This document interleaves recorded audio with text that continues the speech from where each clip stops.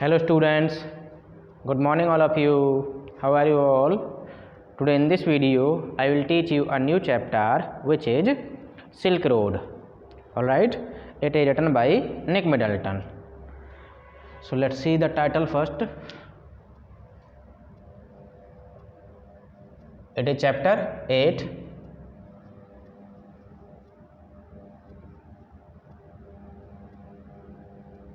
Silk Road by Nick Middleton.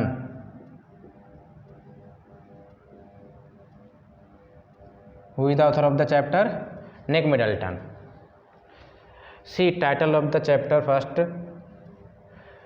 Silk Road primarily refers to the network of road which connected Asia with Europe. यानी ये एक basically network of road था जो Asia को Europe से connect करता था और साउथ ईस्ट एशिया को साउथ एशिया से कनेक्ट करता था and some other parts of the world. अच्छा, it was the centre of political, religious and cultural and trade interaction in these regions. कौन कौन से रीजन्स? यानी east Asia, south east Asia, Europe and some part of Africa. Basically इसे ancient time पे use किया जाता था किसके लिए? सिल्क का ट्रेड करने के लिए। लेकिन मैं आपसे ये कह रहा हूँ कि it was the centre of political, religious and cultural interactions between these regions. यानी जो मेंशन्ड रीजन थे उनके बीच में ये एक सेंटर रहा करता था किसका? पॉलिटिकल एक्टिविटीज़ का, रिलीजियस एक्टिविटीज़ का, कल्चरल एक्टिविटीज़ का और डिफरेंट एक्टिविटीज़ का। Right, so first of all see the type of the literary form. Silk road is a travel log. ये जो चैप्टर है आपका ये एक ट्रेवल लॉग है। क्या है? ट्रेवल लॉग है। In Hindi we call it यात्रा वृतांत। क्या कहते हैं इसको? यात्रा वृतांत। In which the description of a journey is given. So simply Nick Middleton, as he is a teacher of geography, he teaches geography at Oxford. ठीक है, तो इसे ज्योग्राफी की बहुत ज़्यादा नॉलेज है and he likes to travel around the world. कहीं भी जहाँ भी इसे यूनिक चीज़ें दिखती हैं ट्रैवल करना पसंद करता है। So here in this chapter he has given the glimpse of the silk road and Himalayan region and mount Kailash. किसकी? माउंट कैलाश। अच्छा, टाइटल के अलावा कहीं भी आपको सिल्क रोड का कोई भी हल्का सा डिस्कशन जरूर मिलेगा, उसके अलावा और कुछ नहीं मिलेगा। The complete chapter is all about journey of mount Kailash. किसके बारे में? Religious journey of mount Kailash. ठीक है। अच्छा, रिलीजियस जर्नी को नरेटर ने तिब्बतन लैंग्वेज में क्या कहा है? कैलाश कोरा। कैलाश का मतलब माउंट कैलाश, ये वाला आपका, एंड कोरा मीन्स रेवोल्यूशन। क्या चीज़? रेवोल्यूशन, यानी कि परिक्रमा, यानी कैलाश पर्वत की परिक्रमा के बारे में है complete chapter. Let us see the characters of the travel log. First of all Nick Middleton himself is the protagonist of the chapter. यानी चैप्टर का क्या है? ये प्रोटैगनिस्ट है। सेकंड मोस्ट कैरेक्टर है आपका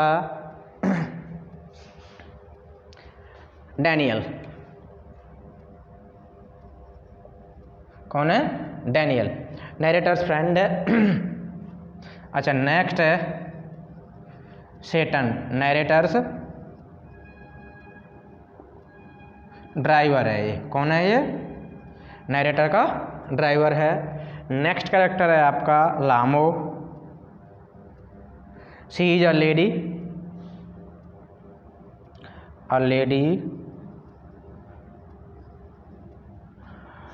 who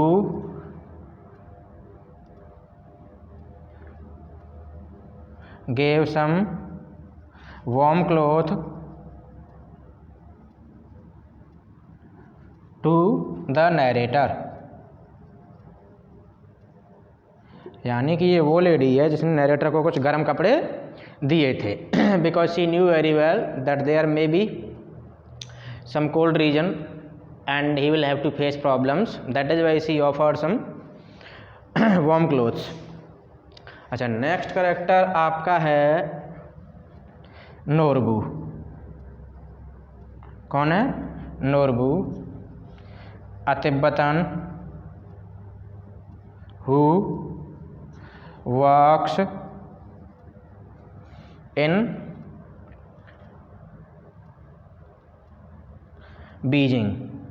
जो कहाँ पर काम करता है? बीजिंग में काम करता है। समझ गए? So these are the characters. यानी कि narrator himself, the protagonist of the play, Daniel narrator's friend है। कौन है ये? नरेटर्स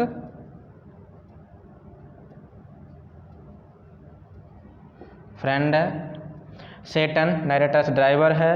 लामो a lady who gave some warm clothes to the narrator. Norbu Tibetan who work in Beijing, जो कहाँ पर काम करता? बीजिंग में काम करता। But he himself came to do the kora, लेकिन वो भी क्या करने के लिए आया था? कोरा करने के लिए आया था।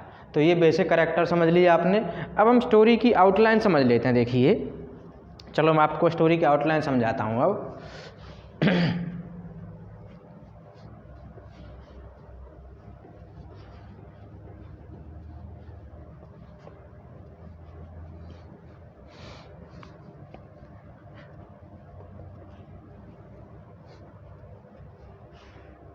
देखिए, the narrator Nick Middleton started a journey from Ravu. तो हम कहाँ से शुरू करते हैं? LEAVING, यानी leaving Ravu. Narrator started journey with his friend Daniel and Tsetan. कहाँ से शुरू की? रावू से शुरू की। When he was going, Lamo gave him some warm cloth as a present. तो इससे ये पता चलता है कि वहाँ के लोग कितने सेंसिटिव एंड कितना ह्यूमन फीलिंग्स का रिस्पेक्ट करते हैं। ठीक है, यानी कि वो वहाँ से रावू से निकल पड़े। Tsetan the driver knew some shortcut, so he thought that I would be able to manage everything. ठीक है। अच्छा, नेक्स्ट जो पॉइंट है आपका, देखिए, that is the site of Drokba. यानी कि जब वो वहाँ से निकल पड़े थे रावू से, तो रावू से चलने के थोड़ी देर बाद में दे सॉ सम ड्रोकबाज, यानी site of Drokbas. See the word Drokba, Drokba means vagabonds कह सकते हैं, या ट्रैम्प कह सकते हैं, या जिप्सी कह सकते हैं। क्या कह सकते हैं? जिप्सी, यानी कि बंजारे। क्या चीज़? बंजारे। यानी कि जब वो वहाँ से रावू से निकले ही थे, तो थोड़ी देर बाद चल करके उन्हें कुछ ड्रोकबाज का एक ग्रुप मिला था। दे वर टेंडिंग देयर शीप, यानी वो अपनी शीप की क्या कर रहे थे? देखभाल कर रहे थे। तो जब वो शीप की देखभाल कर रहे थे, तो जैसे ही नरेटर की गाड़ी वहाँ पर पहुँची, तो नरेटर की गाड़ी की तरफ वो सब लोग क्या करने लगते? देखने लगते थे। ठीक है, क्योंकि वो एक हिली रीजन है, तो वहाँ पर लोग बहुत ही कम निकलते हैं।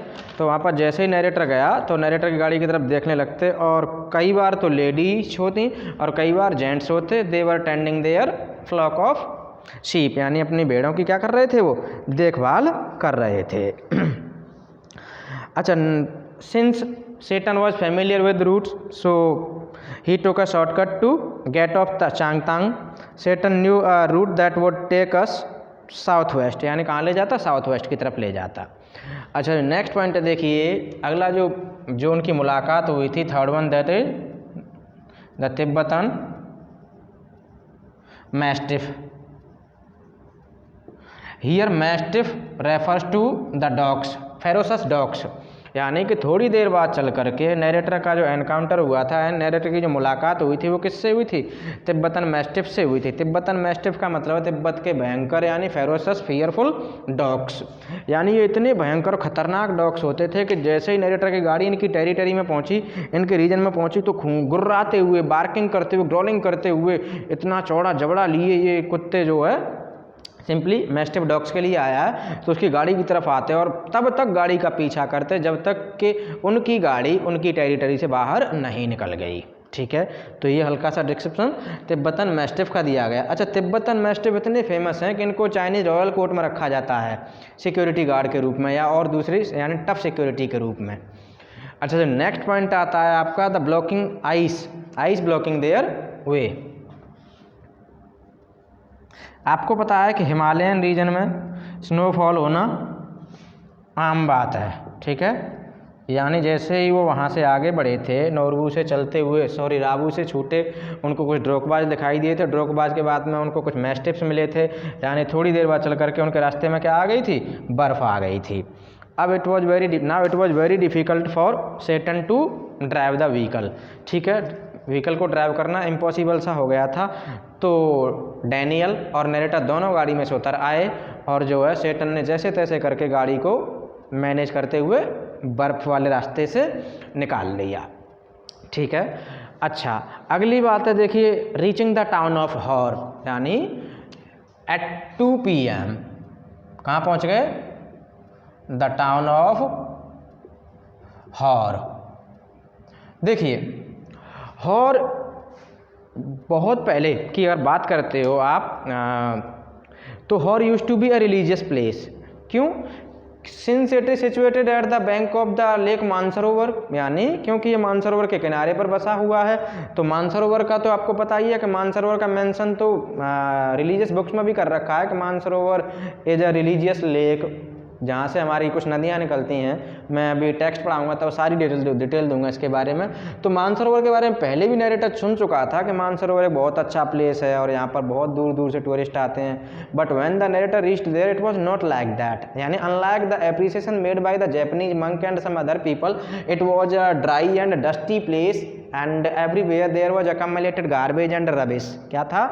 डस्टी प्लेस है, rocks and garbage and rubbish everywhere you can find, यानी कचरा भरा पड़ा है और धूल उड़ती रहती है हॉर में। Got it? अच्छा, हॉर में जब पहुंचे तो नरेटर की कार, यानी जो ड्राइवर था सेटन, उसकी कार का जो पहिया पंक्चर हो गया था, और पंक्चर हुआ तो नरेटर जो रिपेयर करवा रहा, तभी उसका फ्रेंड डैनियल जो वहाँ से उनको सी ऑफ करता हुआ कहाँ चला गया, लासा के लिए चला गया। कहाँ चला गया? Lhasa. Lhasa is a place in I think Tibet, ठीक है, तिब्बत में है। वो वहाँ चला गया। उसको एक ट्रक में सवारी मिल गई तो ट्रक में बैठ करके चला गया। अच्छा, आफ्टर दैट देखिए, रीचिंग डार्चन, कहाँ पहुँच गया नरेटर? डार्चन पहुँच गया, ठीक है। तो डार्चन पहुँच गया। डार्चन पहुँचने के बाद में जैसी कंडीशन, मिजरेबल कंडीशन हॉर की थी, कुछ ऐसी ही कंडीशन जो डार्चन की नरेटर को दिखाई दी, क्योंकि Darchen was also a dusty and rocky place, there was no vegetation, ठीक है, कोई वेजिटेशन नहीं, everywhere it was dust and concrete एंड जो साइट सीन थे वो भी ज़्यादा अच्छे नहीं थे। तो डार्चन पहुंच गया। अच्छा, डार्चन जैसे ही पहुंचा था तब तक नरेटर की हालात जो कैसी हो चुकी थी, बहुत ख़राब हो चुकी थी। हिज साइनस फिल्ड, ठीक है, साइनस पूरी भर चुकी थी, and it was very difficult to breathe in, सांस लेना बहुत डिफिकल्ट हो रहा था। क्योंकि देखिए, जो मैदानी भागों के जो लोग होते हैं, प्लेन एरिया के लोग होते हैं, it is very difficult for them to manage the things in hilly region, क्योंकि हिली रीजन पर एल्टीट्यूड बढ़ने की वजह से कोल्ड हो जाता है और ऑक्सीजन लेने में भी प्रॉब्लम, सांस लेने में प्रॉब्लम आने लगती है। तो ऐसा ही कुछ जो नरेटर के साथ हो रहा था, यानी कि वो जब भी लेटता था तो उसकी साइनस भर जाती थी, and he was not able to breathe in properly. तो जैसे तैसे करके उसने रात काटी, वहाँ पर रात काट ली। रात काटने के बाद में सुबह हुई तो उसका जो ड्राइवर है सेटन, वो उसको लेकर के मेडिकल कॉलेज में गया। कहाँ पर गया था? डार्चन के मेडिकल कॉलेज में लेकर के गया।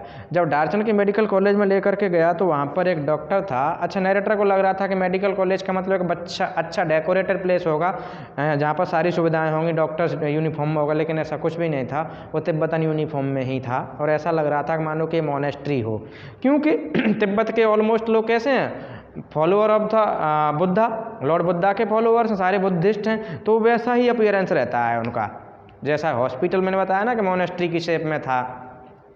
और वहाँ पर एक डॉक्टर था जो एक लंबा सा कोट पहना हुआ था। डॉक्टर से जब बात हुई तो डॉक्टर कह रहा था कि कुछ नहीं, एल्टीट्यूड की वजह से थोड़ा सा कोल्ड हो गया है और उसी की वजह से तुम्हारी साइनस फेल हो रही है, उसी की वजह से सांस लेने में तकलीफ आ रही है, कोई बात नहीं। अच्छा, देखिए यहाँ पर नरेटर के जो ड्राइवर है ना सेटन, उसकी बात देखिए। सेटन कह रहा है कि अगर मर जाओगे ना तो मुझे कोई नहीं फ़र्क पड़ता, क्योंकि बुद्धिस्ट लोग believe in life after death also, यानी वो कहते हैं कि death is the gateway of new life, कोई फर्क नहीं पड़ता। But it would be harmful for my business because no tourist would occur if something happen wrong with the narrator. क्योंकि देखिए, अगर नरेटर के साथ में कुछ भी गड़बड़ हो जाता है तो एक बुद्धिस्ट के रूप में तो उसे कोई प्रॉब्लम नहीं थी, क्योंकि बुद्धिस्ट बिलीव करते हैं अगले जन्म में, and they think that death is the gateway of new life. क्या है? गेटवे ऑफ न्यू लाइफ है, तो कोई दिक्कत नहीं। लेकिन अगर एक प्रोफेशन के हिसाब से सोचा जाए तो क्या कोई भी टूरिस्ट बिलीव कर लेगा सेटन में? सब लोग यही सोचेंगे यार इसके साथ में तो वो पहले गया था यात्री और उसकी क्या हो गई, मौत हो गई, तो उसके साथ में जाने से लोग घबरा सकते थे और उसका बिजनेस ठप हो सकता था। इसीलिए वो फाइनली उसको डार्चन के मेडिकल कॉलेज में लेकर के गया था और वहाँ मेडिकल कॉलेज में ले जा करके उसको ट्रीटमेंट दिलाया। अच्छा, सेटन ऑल्सो लिविंग फॉर लासा, सेटन भी कहाँ चला गया फाइनली? लासा के लिए चला गया। अब नरेटर अकेला रह गया। अब नरेटर जब अकेला रह गया तो डार्चन में कोई ज़्यादा शॉपिंग मॉल वगैरह या कोई मार्केट प्लेस खास नहीं था, शॉप्स भी बहुत ज़्यादा नहीं थी। एक हल्का सा रूडिमेंट्री शॉप कह लो या ये कह लो कि एक छोटा सा कैफ़े था। उस कैफ़े में नरेटर गया और वहाँ पर नरेटर जो है बैठा हुआ था। उसने टी वगैरह ऑर्डर कर दी थी क्योंकि टी हर्बल टी पीने से थोड़ा सा कोल्ड में रिलैक्स मिलता है। तो वो बैठ कर के एक्चुअली में उसमें जो देखने की प्रॉपर व्यवस्था नहीं थी, यानी लाइट वाइट वगैरह अच्छी नहीं थी। तो नरेटर ने जो है विंडो वाली सीट के पास बैठ गया और बैठ करके अपना नोवेल निकाल करके पढ़ने लगा। तभी क्या हुआ था कि थोड़ी देर बाद एक और व्यक्ति आया जिसका नाम था नोरबू। मैंने आपको कैरेक्टराइजेशन करते समय बताया था, यानी कि आपका अगला पॉइंट क्या हो सकता है? मीटिंग नोरबू। कौन आ गया? नोरबू आ गया। अच्छा, नोरबू कौन था? देखिए, नोरबू वॉज अ तिब्बतन, मैंने आपको बताया ही था तिब्बतन था, who worked in the social science academy of Beijing. ठीक है, बीजिंग की एक सोशल साइंस एकेडमी थी, उसमें काम करता था और उसको इंग्लिश भी आती थी। जब उसने देखा कि नरेटर कोई जो है इंग्लिश की बुक पढ़ रहा है, इंग्लिश का नोवेल पढ़ रहा है, इंग्लिश बोल रहा है, तो वो खिसकता हुआ उसके पास पहुंच गया एंड ही इंट्रोड्यूस्ड हिमसेल्फ। अच्छा, Norbu was also writing Buddhist literature and he was writing about Kailash Kora and all that, यानी बुद्धिस्ट लिटरेचर के लिए कैलाश कोरा का डिस्क्रिप्शन वो जो है काफ़ी सालों से लिख रहा था, एकेडमिक पेपर्स तैयार करता था। But Norbu himself did not do the Kailash kora, लेकिन उसने खुद ने जो है कभी भी कैलाश कोरा नहीं की थी, लेकिन इस बार वो सच में कैलाश कोरा करने के लिए आया था नरेटर की तरह। तो it was very good for both of them, यानी एक से दो भले, दो हो गए। अच्छा, unfortunately what so happened that narrator and Norbu both came before the time of the kora, यानी कोरा का टाइम होने से पहले। कोरा का मतलब समझ रहे हैं, यानी कि जैसे हम लोग खाटू श्याम की यात्रा करते हैं या फिर और कोई दूसरी जो है पैदल यात्राएं करते हैं, ऐसे ही जो माउंट सरोवर की, यानी कि माउंट कैलाश की, मैं माउंट सरोवर कह गया, माउंट कैलाश की यात्रा यानी अमरनाथ की यात्रा करते हैं, वैष्णो देवी की यात्रा करते हैं, ऐसे ही जो है माँ कैलाश पर्वत की यात्रा की जाती है। लेकिन ये सीजनल कोरा है। कैसी है? सीजनल यात्रा है। बट नरेटर जो है सीजन से बहुत पहले पहुंच गया था, तो वहाँ पर कोई यात्री नहीं थे। मैं आपको बता दूं, देखिए कुछ इस तरीके से है, ये आपका समझ लो क्या है, ये आपका माउंट कैलाश है। ठीक है, नरेटर ने अपनी जर्नी यहाँ से शुरू करनी थी। कहाँ से? यहाँ से। ये लगभग 54 किलोमीटर की है। कितने किलोमीटर की है? 54 किलोमीटर की। और नरेटर को इस तरीके से ये जो पूरी करनी थी, और ये कोई सिंपल सी बात नहीं है, क्योंकि यहाँ पर जो है आप व्हीकल नहीं चला सकते, क्योंकि ये हिली रीजन है और रोड भी अच्छे नहीं, और बीच बीच में क्या मिल जाती है? बर्फ़ मिल जाती है। तो बर्फ़ मिल जाती, बर्फ़ गिरने लगती, तो वैसे ही जो आपकी यात्रा रुक जाएगी, तो उसको करने में टाइम लग जाता है। तो अब तो चूँकि नोरबू भी मिल गया, अब नोरबू मिल गया तो नोरबू के साथ में दो लोग हो गए, तो दोनों लोगों ने सोचा कि क्यों ना हम साथ में यात्रा कर लें। तो नोरबू के साथ मिल करके जब बातें हुई कैफ़े में बैठ करके, तो फिर उन्होंने डिसाइड किया and then the narrator did his Kailash kora. ठीक है, तो ये है आपका बेसिक सा जो मैं ये कहूँ कि समरी ऑफ द चैप्टर, यानी जो ट्रैवल लॉग है आपकी, उसकी हल्की सी ये समरी हो गई है। Now you open your book and see the text. अब बुक ओपन कीजिए और टेक्स्ट देखते हैं, अच्छे से इसकी एक्सप्लेनेशन और एनालिसिस करते हैं। देखिए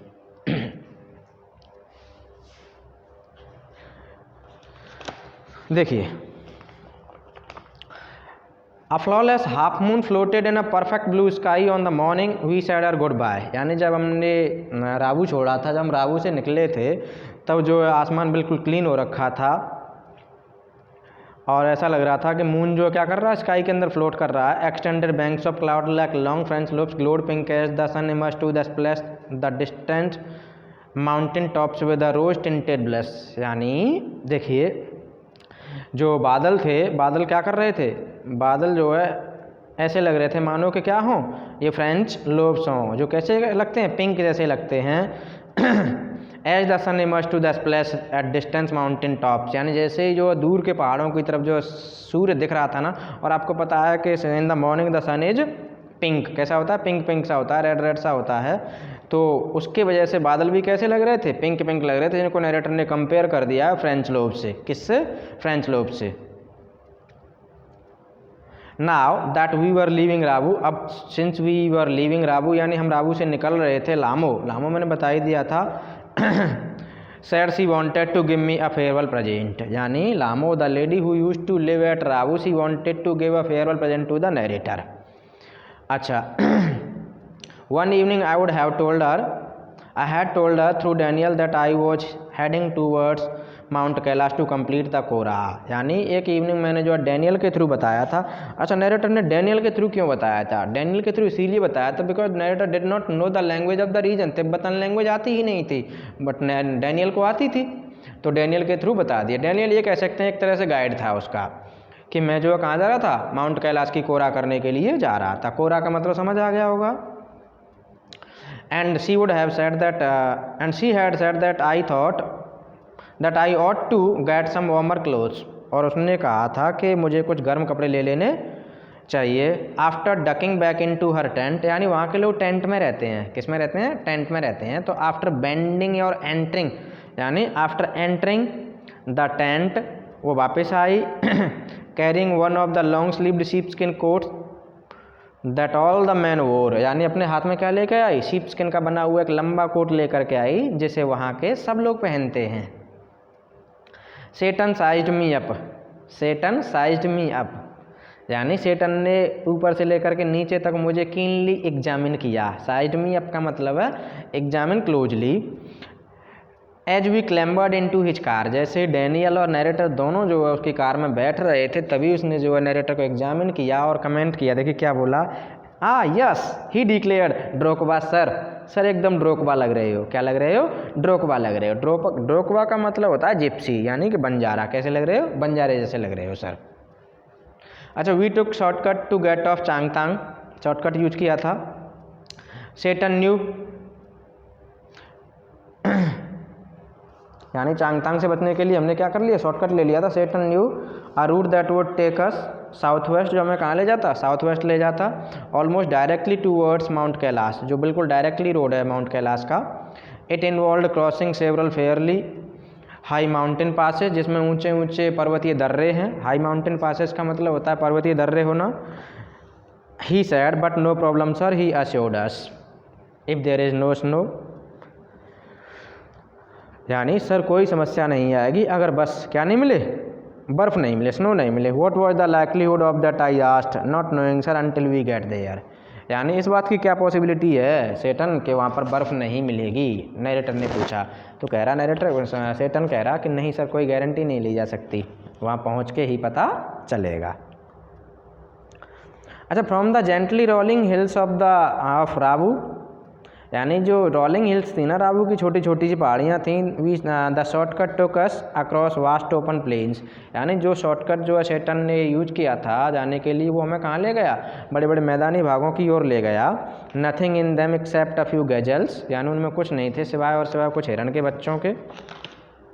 that would look up from nibbling the arid pasture, जो हमारी ओर देखते अक्सर। From nibbling the arid pasture, यानी सूखे से चरागाह में घूम रहे थे और जो कुछ कुतरते हुए हमारी तरफ देखते। And from before bounding away into the void, और खाली जगह में जाने से पहले वो आँखों को चढ़ा करके हमारी ओर देखते। कौन देखते? गजेल्स। गजेल्स होते हैं डियर। क्या होते हैं? Dear.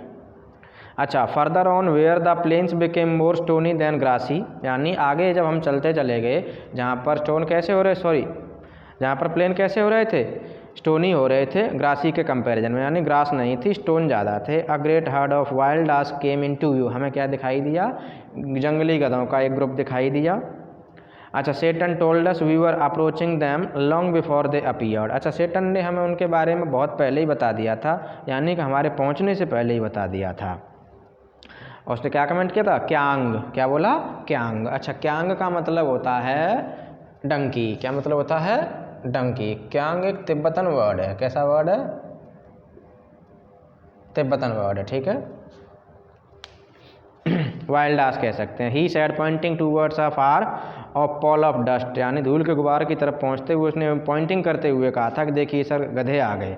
When we drew near I could see the herd galloping, when we drew जैसे ही हम जो चलते चले गए ना उनके नज़दीक, आई could see the herd galloping and masses, मैं देख सकता था कि पूरा का पूरा जो क्यांग का जो ग्रुप था ना वो क्या कर रहा था, गैलोपिंग कर रहा था। गैलोपिंग का मतलब होता है रन करना, क्या करना, दौड़ना।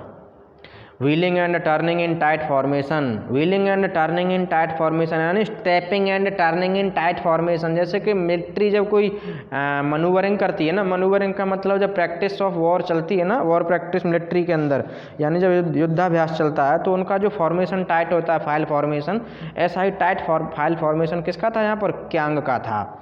और ऐसा लग रहा था as if they were practising manoeuvres, मानो कि वो युद्धाभ्यास कर रहे हों, ऑन सम प्रीडिटरमाइंड कोर्स, यानी उनका पूर्व के निर्धारित जगह पर, पूर्व के निर्धारित रास्ते पर वो क्या कर रहे हैं, युद्धाभ्यास कर रहे हैं। ऐसा लग रहा था किसको देख करके, उनके टाइट फॉर्मेशन को देख करके, जिस फॉर्मेशन में वो लोग चल रहे थे और मुड़ रहे थे। Plumes of dust billowed into the crisp clean air, यानी उनके चलने की वजह से क्या हो रहा था, क्लीन एयर में धूल के गुबार उठ रहे थे। अच्छा, as hill started to push up once more from the rocky wilderness, यानी जैसे ही रॉकी वाइल्डरनेस से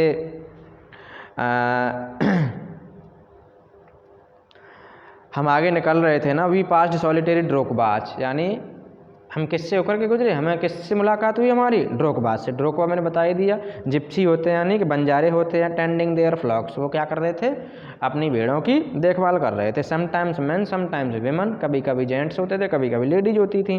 these well wrapped figures would pause and stare at our car, ये बड़े ही एक यूनिक तरीके से अपने आप को डेकोरेटेड किए हुए होते थे, यानी एक अलग ही जो है अटायर पहने हुए होते थे, और जो है कभी कभार हमारी कार को देखने के लिए रुक जाते या कार की तरफ देखने लगते।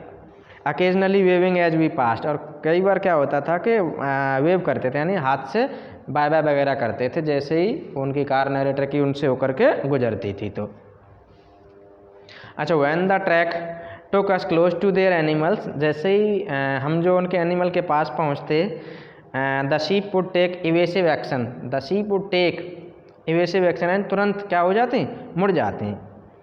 Wearing away from the speeding vehicles, यानी स्पीडिंग व्हीकल से बचने के लिए वो टर्न हो ले लेते हैं। अच्छा, we passed nomads dark tents, यानी हम जो बंजारों के जो टेंट थे ना उनसे होकर के गुजरे। इन स्प्लेंडेड आइसोलेशन, यानी वो एक मात्र जो है एकांत जगह पर बने हुए होते थे उनके tent. Usually with a huge black dog, और अक्सर क्या होते थे उनके द्वार पर कौन खड़े होते थे, ह्यूज ब्लैक डॉग, अ तिब्बतन मैस्टिफ, यानी जिस मैस्टिफ की मैं बात कर रहा था ना वही मैस्टिफ का यहाँ पर डिस्कशन आ गया है। यानी कि नोमैड्स के जो टेंट होते थे ना, तो उनके टेंट के पास में उनके जो ह्यूज ब्लैक डॉग्स होते थे जिनको तिब्बतन मैस्टिफ कहते हैं। क्या कहते हैं, तिब्बतन मैस्टिफ कहते हैं। स्टैंडिंग गार्ड, यानी वो एक गार्ड का काम करते थे। किसका काम करते थे, एक गार्ड का काम करते थे।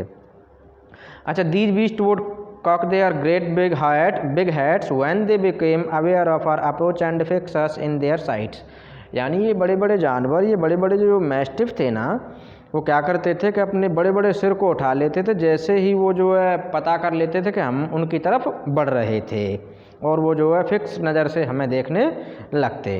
As we continue to draw closer, जैसे ही हम उनके नज़दीक पहुँचे ना, they would explode in to action, यानी कि they started barking and growling, speeding directly towards us like a bullet from a gun and nearly as fast. देखिए इतनी स्पीड में भागते थे, यानी कि जैसे ही नैरेटर की कार जो उनकी तरफ जाती तो वो जो डॉग्स जो है इतनी तेज़ भागते मानो कि किसी गन से क्या निकल रही हो, बुलेट निकल रही हो। अच्छा, these shaggy monsters blacker than the darkest night, यानी ये शैगी मॉन्स्टर्स दैत्याकार के जो डॉग्स थे ना इतने काले होते थे मानो कि अंधेरी रात से भी ज़्यादा काले हों। Usually wore bring bright red collar and bagged furiously, यानी क्या पहनते थे, ब्राइट रेड कॉलर पहनते थे एंड बाग्ड फ्यूरियसली, और उग्र होकर के बार्किंग करते रहते थे। विद मैसिव जॉज, यानी इनके जबड़े कैसे होते थे, बहुत भारी भरकम से बड़े बड़े से होते थे। They were completely fearless of our vehicle, बिल्कुल भी डर नहीं लगता था इनको हमारे व्हीकल का। Shooting straight in to our path, यानी सीधे जो है शूट होते हुए हमारे पाथ में आ जाते। Causing Seten to brake and swerve, यानी जिसकी वजह से सेटन को गाड़ी में क्या मारने पड़ते, ब्रेक मारने पड़ते, और गाड़ी को क्या करना पड़ता, टर्न करना पड़ता। डॉग्स की वजह से, क्योंकि वो रास्ते में आ जाते थे।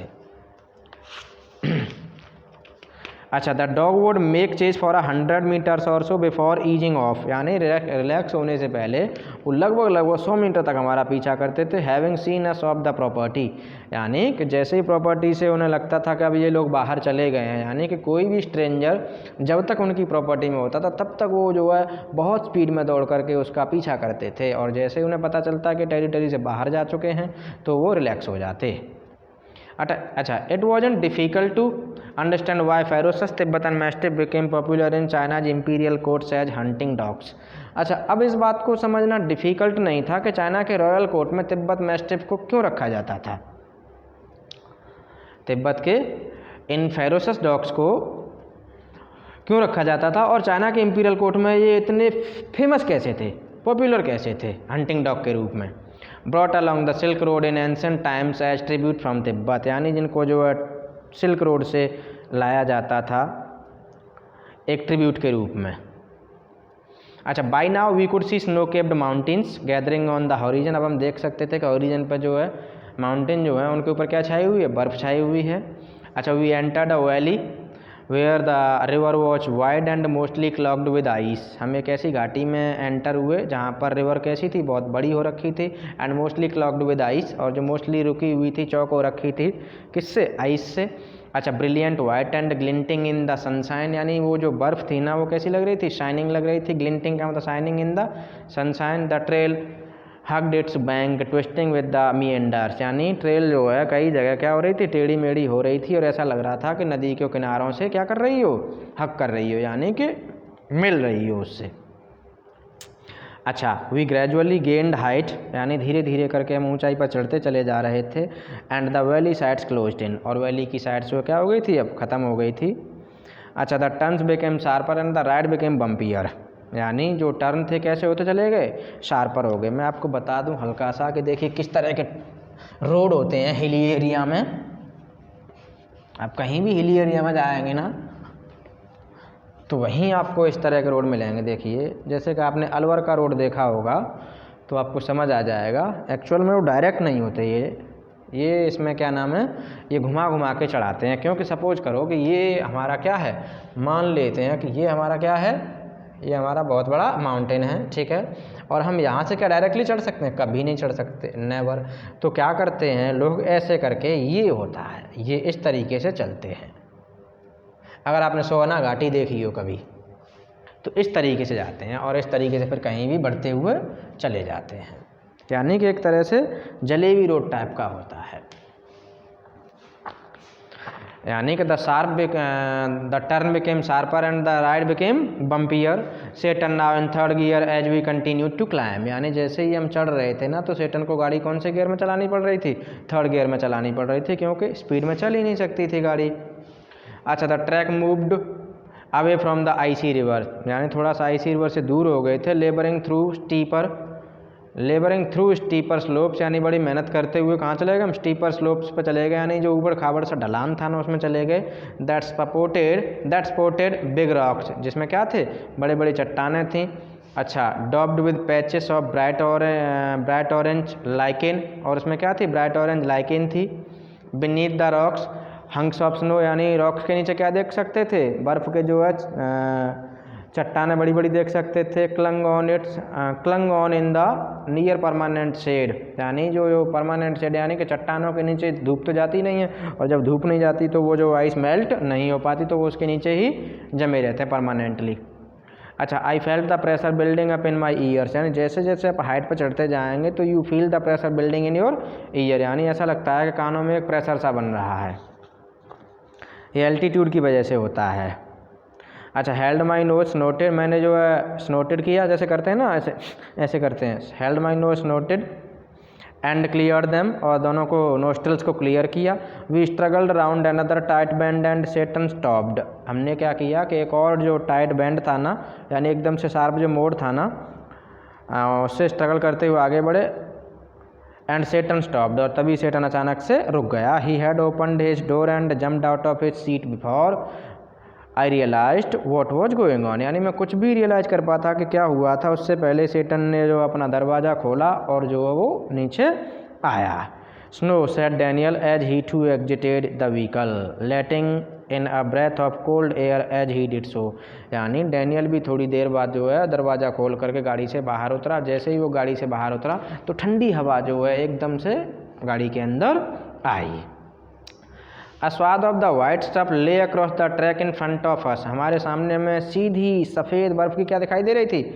पट्टी दिखाई दे रही थी। स्वाद का मतलब होता है स्ट्रिप। क्या मतलब होता है? स्ट्रिप। अच्छा, stretching for maybe 15 metres before it pettered out and dirt trail reappeared. हो सकता है कि 15 मीटर तक हो and the dirt trail reappeared, और जो धूल वाली जो रास्ते थे ना वो भी दिखाई दे रहे थे पुनः। The snow continued on either side of us. यानी हमारे दोनों साइड में क्या जमी हुई थी? स्नो जमी हुई थी। Smoothing the abrupt bank on the upslope side. यानी जो bank of the upslope side थे ना वो कैसे हो रखे थे? बर्फ़ की वजह से बहुत ज़्यादा स्मूथ हो रखे थे कि यानी कि अगर हल्का कोई नौसिखिया ड्राइवर है तो गाड़ी आपकी हज़ारों फीट गहरे में दिखाई देगी स्लिप होकर के। लेकिन वो तो ट्रेन ड्राइवर होते हैं हिली रीजन के, तो वो लोग ले जाते हैं।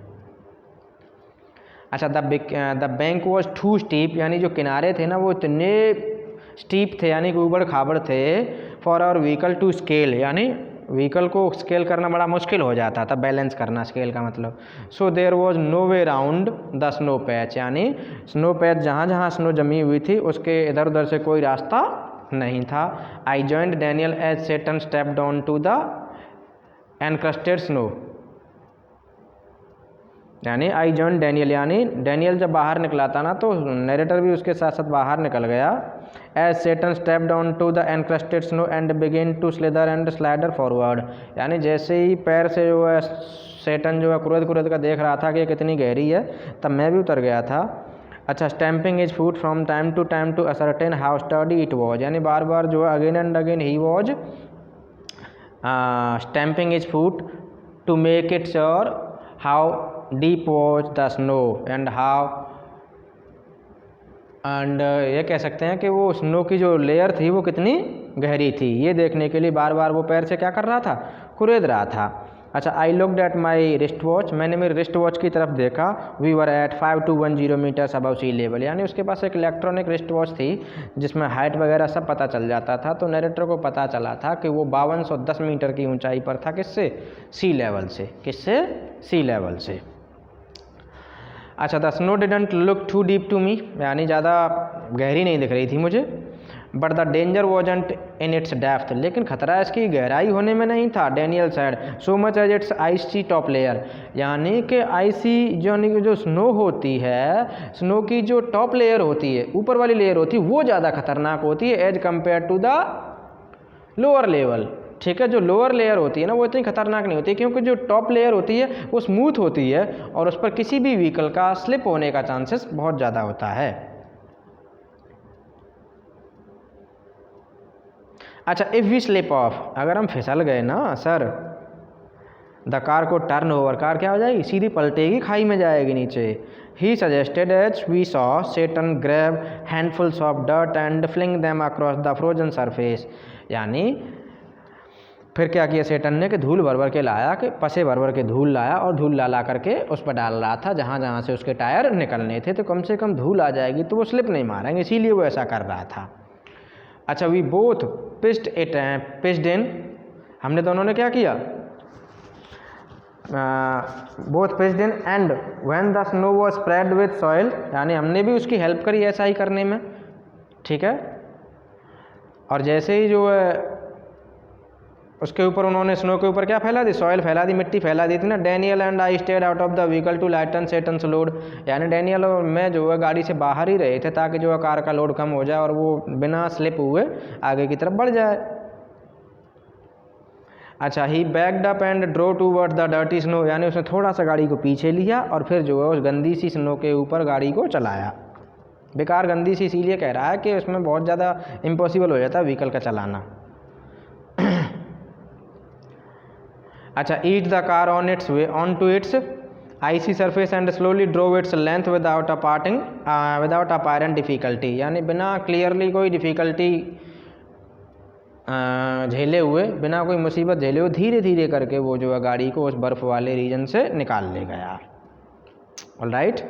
अच्छा, 10 minutes later we stopped at another blockage. No good sir. Seton announced as he jumped out again to survey the scene. यानी 10 मिनट के बाद में सेटन जो फिर से गाड़ी से बाहर निकला और कह रहा कि सर कोई फ़ायदा नहीं हुआ, यानी फिर से क्या आ गया था फिर से कोई एक ब्लॉकेज आ गई थी। This time he decided to try and drive around the snow. इस बार तो उसने स्नो के इधर उधर घुमाकर गाड़ी को निकालने का डिसीजन ले लिया था। ठीक है, I think it's enough for the day because video बहुत ज़्यादा लंबा हो जाएगा। ठीक है, thank you and have a nice day, bye bye.